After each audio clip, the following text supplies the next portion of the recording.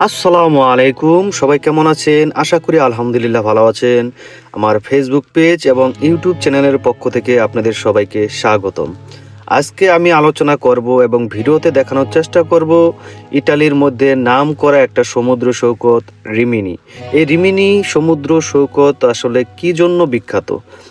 দেখেন, এই রিমিনি মারটা, যেটাকে ইটালিয়ান ভাষায় বলা হয় মারে, রিমিনি মার, আমরা বলি মারে।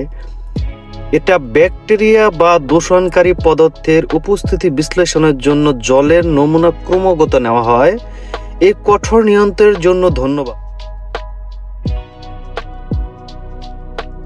রিমিনির অনেক সৈকত মর্যাদাপূর্ণ নীল পতাকা স্বীকৃতি পেয়েছে, মানে এটা গ্রিন সিঙ্গেল পেসেজ, যেটাকে বলা হয় সবুজ সংকেত, যা সাঁতারের জন্য নিরাপদ এবং উচ্চমানের জলের সমার্থক। এই মাঠটার ভিতরে, ইটালির ভিতরে যারা যায়, এই রিমিনি মাঠটাকে কিন্তু অনেকেই ব্যক্তিগতভাবে পছন্দ করে থাকে।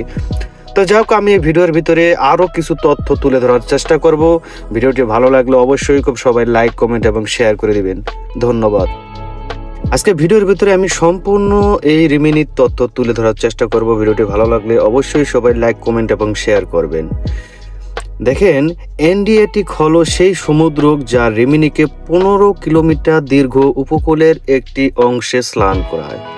এই অঞ্চলের জল গভীর এবং সমতল বালুকাময়, যার কারণে এটি স্নান করা মনোরম এবং নিরাপদ, বিশেষ করে শিশুদের জন্য। শুধুমাত্র সমুদ্র উপকূলে, উচ্চ সমুদ্রে এটি প্রায় 100 মিটারের মাঝারি গভীরতা পৌঁছাতে পারে, যখন দক্ষিণে এটি 1200 মিটার পর্যন্ত পৌঁছায়। রিমিনি সমুদ্র সম্ভবত ইউরোপের সবচেয়ে নিয়ন্ত্রিত, বহু বছর ধরে এমিলিয়া রোমাগনা অঞ্চল সমুদ্র সম্পদের উপর খুব সতর্ক নিয়ন্ত্রণ এবং পর্যবেক্ষণ নিবেদিত করেছে। স্নানের জল প্রকৃতপক্ষে আঞ্চলিক পরিবেশ প্রতিরোধ সংস্থার ARPA ডেফনে ওশানোগ্রাফিক কাঠামো দ্বারা ক্রমাগত পর্যবেক্ষণ করা হয়, যা সামুদ্রিক প্রাসঙ্গিক তথ্য বুলেটিন প্রকাশ করে। গত শতাব্দীর মাঝামাঝি সময়ে সমুদ্রে এই অংশে বড় ধরনের ক্ষয় ঘটে এবং কিছু পর্যটন স্থান, যেমন রিমিনি বন্দরের উত্তরে অবস্থিত এলাকা, সৈকত রক্ষা করার জন্য ব্রেকওয়াটার ব্যারিয়ার খাড়া স্থাপন করতে হয়েছিল। তো দর্শক মন্ডলী, এই তথ্যগুলো ভালো লাগলে অবশ্যই এই ভিডিওটা শেয়ার করে দিবেন। যাই হোক, রিমিনি অ্যাড্রিয়াটিক একটি উদার এবং মাছ ধরার সমুদ্র। মাছ ধরার নৌকার বিশাল বহর মাছ ধরার জন্য রওনা হয় এবং কয়েক ঘন্টা পর ফিরে আসে, যার মধ্যে এক্সোভি, ম্যান্টিস চিংড়ি, ধূসর মুলেট, প্যান্ডোরা, মরমম, ফাউন্ডার, কড, ম্যাকরেল, কাটল ফিশ, শোল, রেড মুলেট এবং স্কিলিয়ন থাকে, যে এলাকার মাছ ব্যবসায়ীদের কাছে তাজা বিক্রি হয়। মাছ ছাড়াও আপনি ক্লাম, শামুক, পেলিকান ফুড, উপভাষায় গারাগুল, ঝিনুক, স্ক্যালপ, ক্লাম ইত্যাদিও খুঁজে পেতে পারেন। সূর্যাস্তের সময় মাছ ধরার নৌকাগুলো গভীর সিগালের ঝাঁক তাড়া করে বন্দরে ফিরে আসে।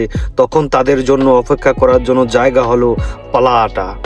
তো আরেকটি তথ্য আপনাদেরকে দিতে পারি, শুধু সুপ্রিয় দর্শক মন্ডলী, আপনার রিমিনির যে সাগরটা আছে, সেই সাগরের আরেক পাশে, সমুদ্রের ওপারে কিন্তু ক্রোয়েশিয়া এবং রিমিনি খুব পাশাপাশি একটি দেশ। এটা হয়তো বা অনেকে জানেন না। মনোমুগ্ধকর এবং সৌন্দর্যে ঘেরা মার আরো দেখতে চান, তাহলে অবশ্যই কমেন্ট করবেন। আমি আপনাদেরকে সব মার দেখানোর চেষ্টা করব। সবাইকে ধন্যবাদ এবং ভিডিওটি ভালো লাগলে অবশ্যই লাইক, কমেন্ট এবং শেয়ার করে দিবেন। আল্লাহ হাফেজ।